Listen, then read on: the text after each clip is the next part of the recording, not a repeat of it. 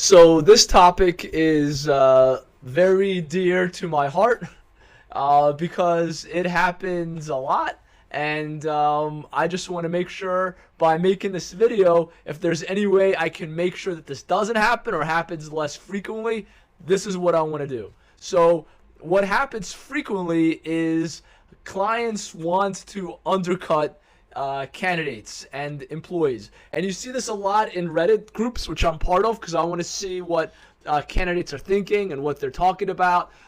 People are talking about topics such as, I interviewed for this job for 100 grand and I got an offer for 80K. Never work with this client again, or never interview with this client. They underpay their employees. And I just spent 4 interviews and I just got way below what the recruiter promised me. Well, what a waste of time. And then you have all these people sympathize with them and give them advice. Don't worry, you'll find another company. Those guys suck, etc., which is true. And that's why I want to cover this topic. Let's be honest, companies undercut candidates and offers. It happens. Before I attack this and criticize this, there are reasons why this happens. There are real fundamental reasons in an organization, the way an organization is structured, why a hiring manager or the HR manager would want to offer the candidate less money.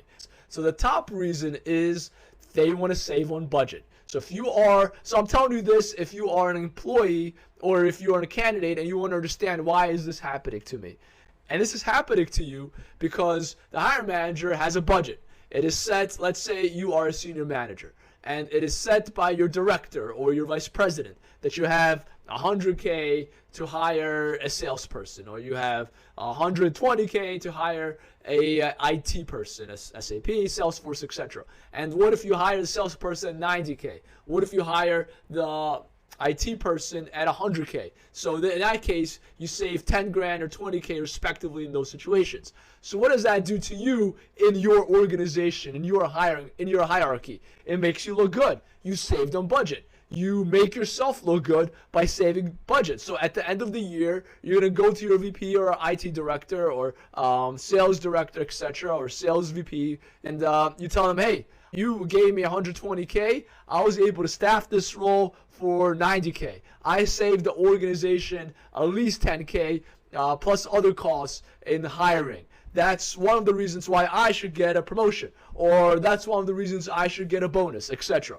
So there's fundamental reasons why companies want to save money and offer you less money. They want to make more money. They want to get promoted. The hiring managers want to get promoted. They want to get a higher bonus, etc. They might just not undercut you. They might be undercutting 5 candidates. And when they hire each of them, they save 10K on each of them. That means they saved, you do the math, 50 grand, maybe 100 grand. That's a lot of money that they saved over the course of a year. Or there are fundamental reasons why they do this. Now, it doesn't excuse what they do. It doesn't make it right. And I'm going to talk to you about right now why, in the end, it's going to bite them in the butt. Because the market is the market. You're never going to beat the market. And let me give you an example. I have plenty in my career as a recruiter. Let's say you hire someone at 80K. But the person's really worth 120K in the market. So you think short term you won. You saved your organization 40K. But you hired this person and now you have to train them. You have to spend 1, 2, 3 months doing KT, knowledge transfer. You have to teach them how your systems work. You have to do all this other things to make the person successful in your organization.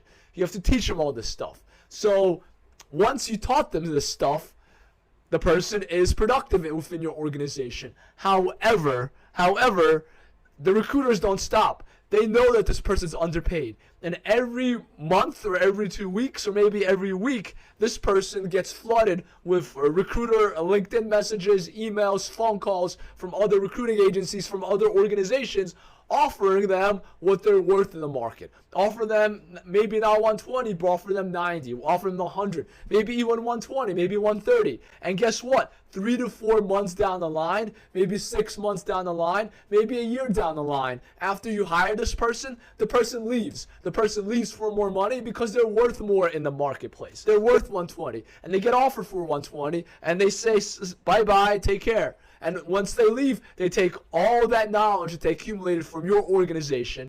They take the money, they take everything that you've taught them, and it sucks for you. Now you're down staff and you have to restart the process.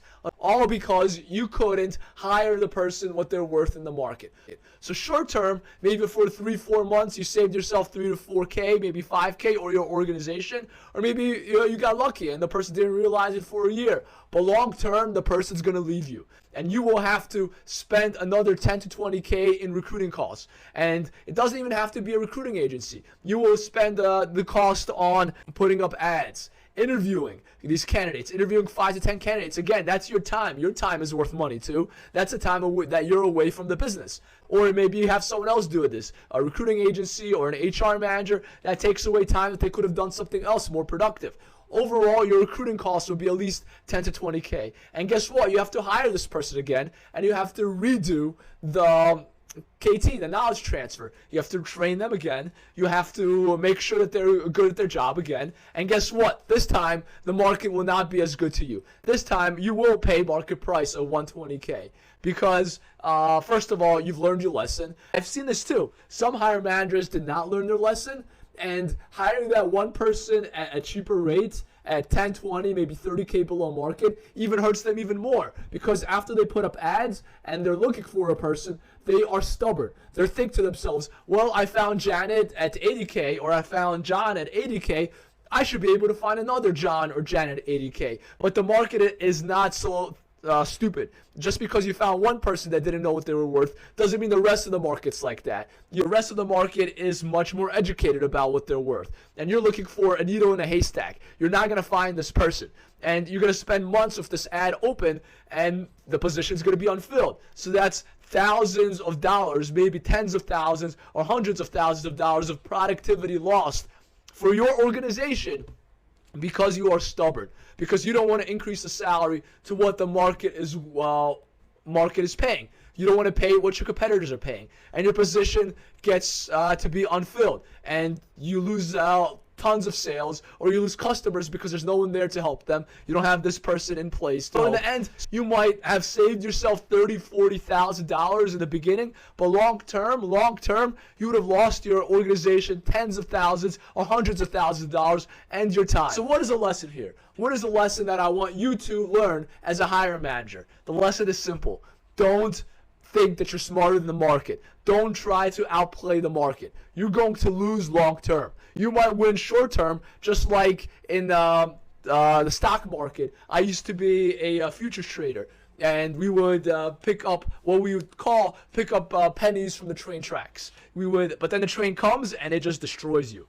And that's my analogy of you could beat the market short term, but eventually the train's going to come. Eventually the market's going to show itself, and you're going to lose thousands and tens of thousands or hundred thousands of dollars. So what is the wise advice here? A wise person listens to other people's mistakes and does not repeat them. A normal person makes their own mistakes, but then doesn't repeat them. And an idiot keeps repeating their own mistakes. You want to be a wise person. And what a wise person would do is just pay market price. Because right now there's a lot of inflation. If the market price has increased from what you used to pay 100 grand to 130, pay 130. Get the person that is worth the market price. It will save you thousands of dollars in the long run. So that was my whole rant today. Thanks for watching. And I hope if you're a hiring manager, you will not try to outbeat the market in the job market. You will never win long term. And stay tuned for the next video.